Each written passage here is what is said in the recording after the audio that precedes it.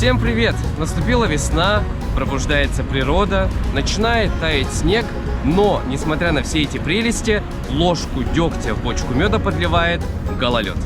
И сегодня мы решили провести социальный эксперимент, в котором мы с Алиной будем падать, и мы посмотрим, сколько же человек нам помогут подняться.